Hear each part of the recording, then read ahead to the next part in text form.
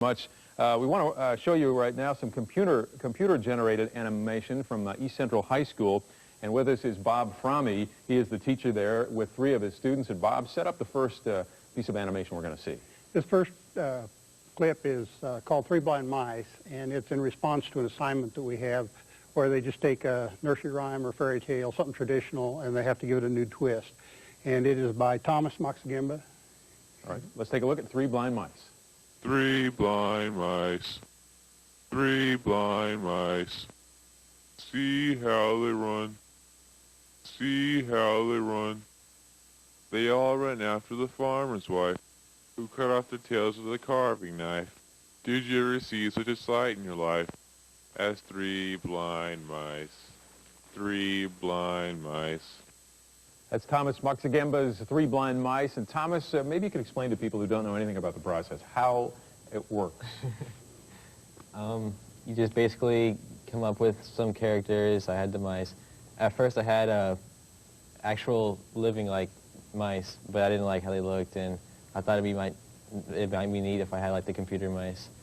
And then just plan it all out, model the characters, animate it. Take hours. 6 hours, right? Yeah, days, weeks. And with you is Thomas Moxagemba and James Woods, and you guys work together on this next one. Tell us about that.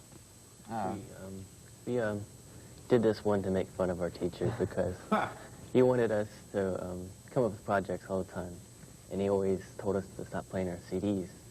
So we put in microphones, and basically that's what happens when you put in a microphone. So here's a look at Not the Sound Card.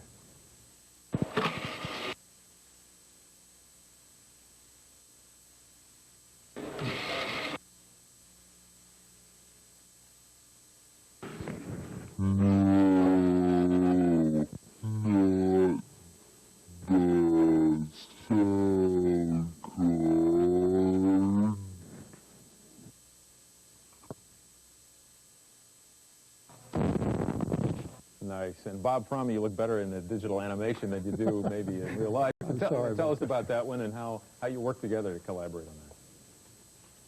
Take a long time or not that long to do a piece like that? Well, I just modeled the little sound card part, and James did the other modeling, and Tom did the Mr. Fromme model, and we just put it together, and we're just having fun. No real reason for it.